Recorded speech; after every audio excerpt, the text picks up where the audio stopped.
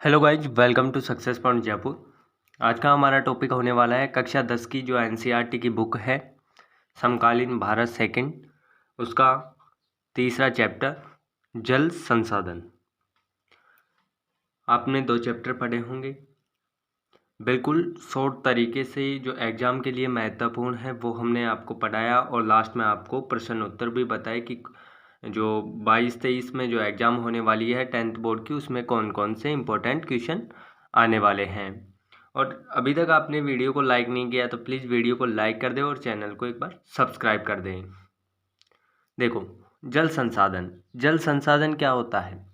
पानी की वह स्रोत जो मनुष्य के उपयोगी हो या जिनके उपयोग की संभावना हो। भाई, पानी के वे स्रोत जो मनुष्य के लिए उपयोगी हो उन्हें हम संसाधन कहते हैं। आपने फर्स्ट जो लेसन था संसाधन, उसमें आपने पढ़ा कि जो हमारे पर्यावरण में आसपास जो वस्तुएं हैं जो हमारे लिए उपयोगी हैं उन्हें हम क्या कहते हैं? संसाधन। तो अभी तक आपने वो 2 लेसन नहीं पढ़े तो पीछे जाके वो 2 लेसन आप पढ़ लीजिए इसी चैनल पर, सक्सेस पॉइंट जयपुर पर। देखो, अलवणीय जल नवीकरण संसाधन है। जो स्वच्छ जल है जिसमें लवण की मात्रा नहीं है, जो जल मतलब खारा नहीं है, वो जल नवीकरण संसाधन है। ये देखो, पृथ्वी है, पृथ्वी में 22% जो है थल है और 78% जो है वो जल है। लेकिन फिर भी ये जो है समुद्री जल है, ये पीने योग्य जल नहीं है। इसीलिए पृथ्वी पर क्या है कि पानी की जल संकट है, पानी की कमी है। आपका अगला टॉपिक है, आपके एग्जाम में पूछा जाए जल संसाधन तो आपको ये डायग्राम बनाना है और ये लिखना है। इसके बाद जल दुर्लभता।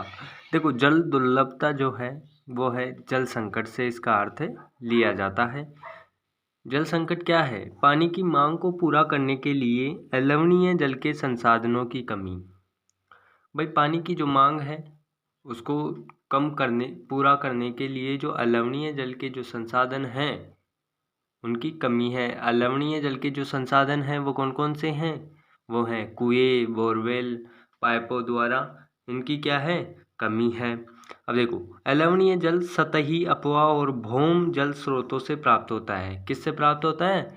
सतही जल अपवाह से और भौम जल स्रोतों से, जिनका नवीकरण और पुनर्भरण जल चक्र द्वारा होता है। अब मैं आपको जल दुर्लभता की ये परिभाषा हो गई। परिभाषा होने के बाद जल दुर्लभता के प्रकार। जल दुर्लभता के प्रकार हैं भौतिक दुर्लभता और आर्थिक दुर्लभता। भौतिक जल संकट और आर्थिक जल संकट। जल दुर्लभता को क्या कहते हैं?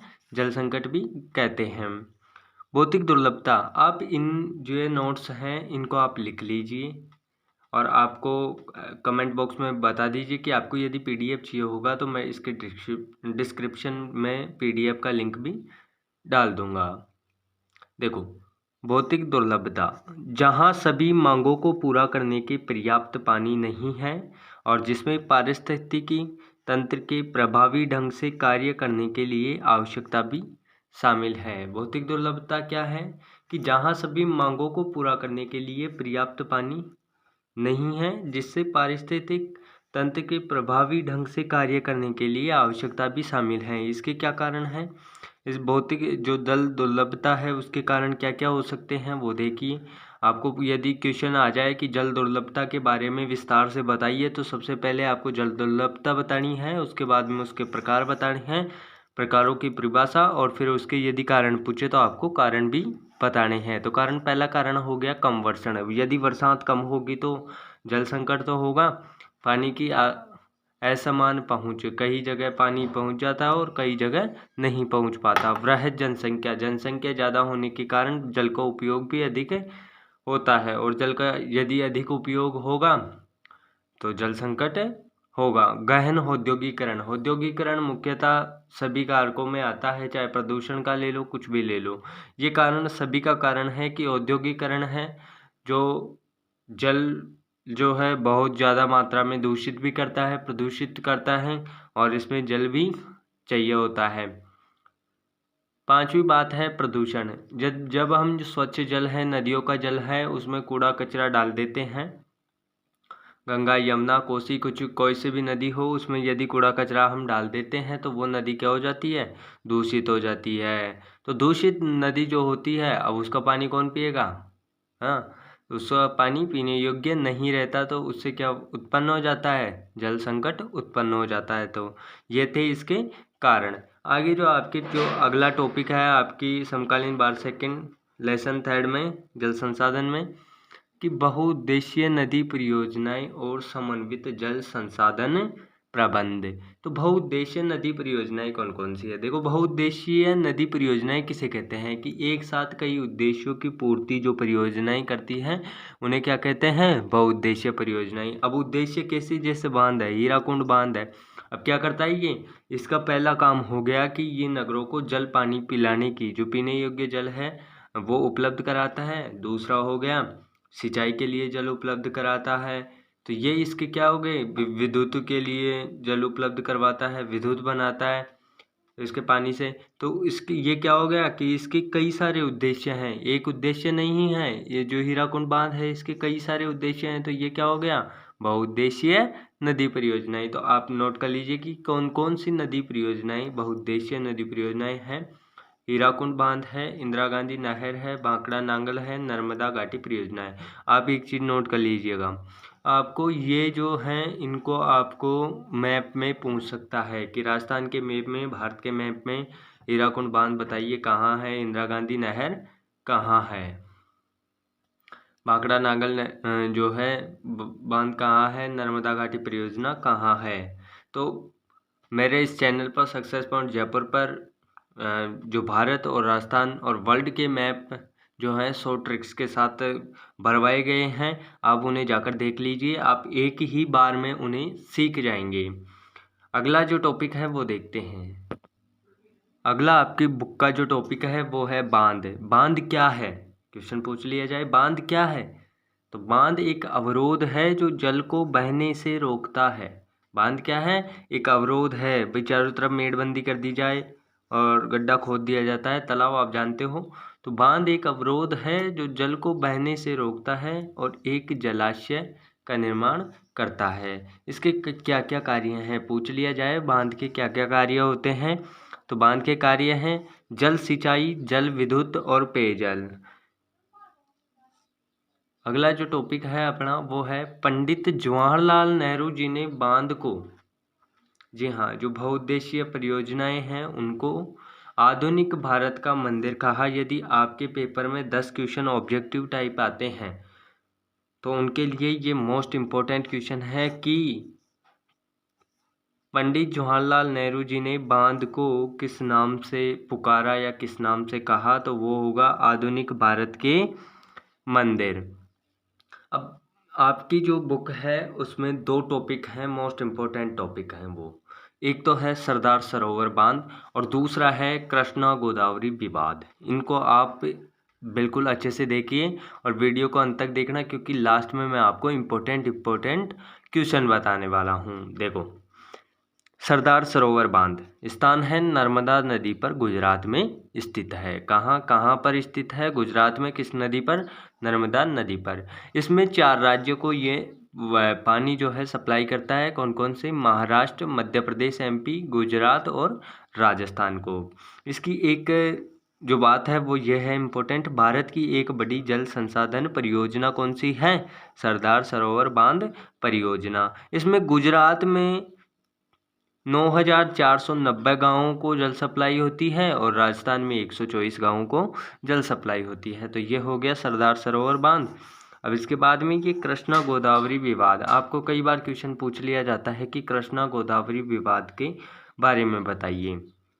देखो, ये विवाद क्या है? इस विवाद की शुरुआत महाराष्ट्र सरकार द्वारा कोयन पर जल विद्युत परियोजना के लिए बांध बनाकर जल की दिशा परिवर्तन कर कर्नाटक और आंध्र प्रदेश सरकारों द्वारा आपत्ति जताए जाने से हुई है। इसे आप नोट कर लीजिएगा, लिख लीजिएगा, अब की बार ये क्वेश्चन आ सकता है। क्या है कि जो महाराष्ट्र सरकार द्वारा है कोयन पर जल विद्युत परियोजना के लिए बांध बनाकर जल की दिशा परिवर्तन कर कर्नाटक और आंध्र प्रदेश सरकारों द्वारा आपत्ति जताए जाने से हुई, किसकी? कृष्णा गोदावरी विवाद की शुरुआत। आपका जो अगला टॉपिक है मोस्ट एंड इम्पोर्टेंट, बहुत ही ज़्यादा इम्पोर्टेंट टॉपिक होने वाला है, वो है वर्षा जल संग्रहण, जिसे कहते हैं हम इंग्लिश में रेन वाटर हार्वेस्टिंग।